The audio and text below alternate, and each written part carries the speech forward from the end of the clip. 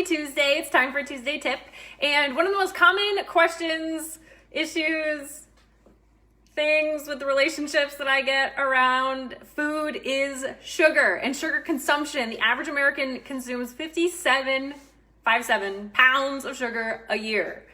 And we're talking about refined sugar and sugar, and processed sugar and other sugar and all the sugary things.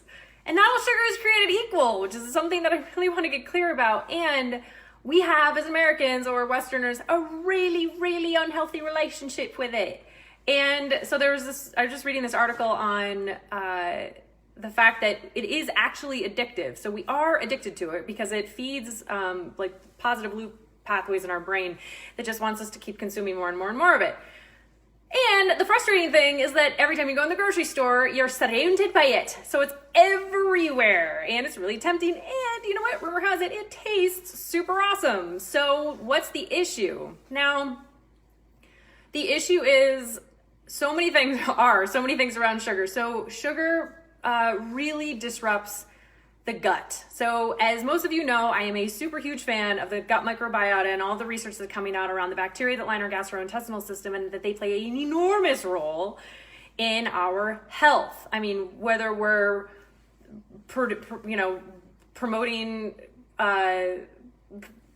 immune issues like autoimmune disease, or whether we're promoting health, or whether they're pushing us towards cancer, or whether they're pushing us more towards anxiety. I mean, the bacteria are really playing a huge role in terms of how they're running the show and how your body is either getting healthier or sicker. So sugar really affects the gut microbes in a negative way. The other thing that sugar does is it impairs immune function. We need our immune system. What does the immune system do? The immune system is the thing that, lack of a better way of communicating this, they're like these immune globulins that roam around the body and bump into things. And as soon as they bump into things, they say, are you me or are you not me? And if it's not me, you'll tag it, alert the rest of the immune system, and then blow that thing up. So the immune system is unbelievably important to keep in check. Sugar has a negative impact on that.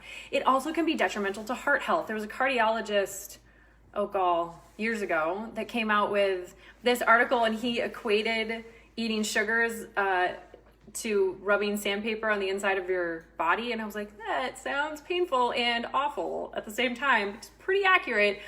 It has a very, very negative effect on the heart.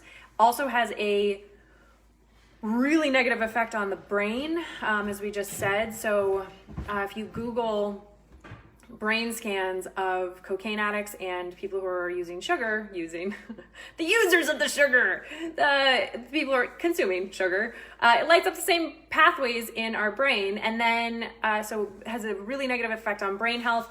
It also has been linked to cancer, and as many of us know, glucose is the number one food for sugar. So then what do we do? So number one, absolutely, please, under no circumstances will you ever consume fake sugars. Fake sugars disrupt all of the systems in the body in a really, really, really negative way. So like aspartame, phenylalanine, there's not a lot of research on the alcohol sugars, but that's a whole other topic.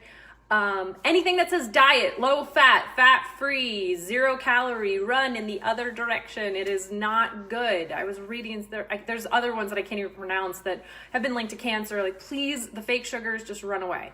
Some of my favorite forms of sugar, if you are going to use sweeteners, honey is a really, really cool one. Monk fruit is a really cool one. Whole leaf stevia is a really good one.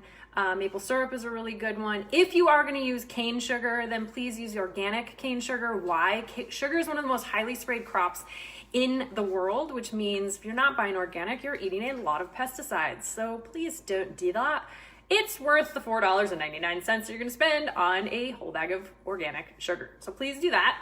And using it in moderation. The other thing that is wicked cool about Mother Nature is that food has sugar in it. Like fruits and vegetables have sugar. The natural antidote to sugar is fiber.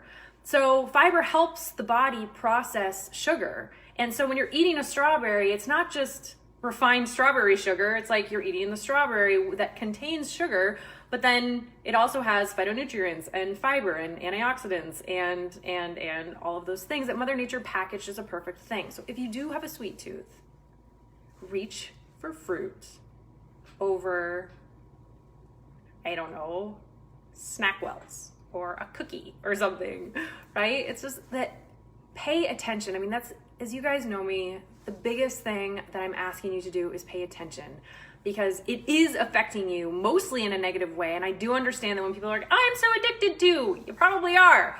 So avoiding it for a period of time is really helpful. And now, it's not about never, it's about giving your body the pause button on things that are causing inflammation or triggering that inflammatory response. So my invitation to you is, first, pay attention about how much sugar you're actually consuming. And then 2, ask the questions like, how are you feeling? Then 3, ask another question is, what if you cut it in half? Like, I'm not asking you to go cold turkey. You can if you want. Pay attention. And again, my favorite sweeteners are maple syrup, honey, monk fruit, whole leaf stevia, and if you're going to use sugar, buy organic cane. That's it. And if you learned something today and you want to learn more, there's more classes on my website, drtandacook.com.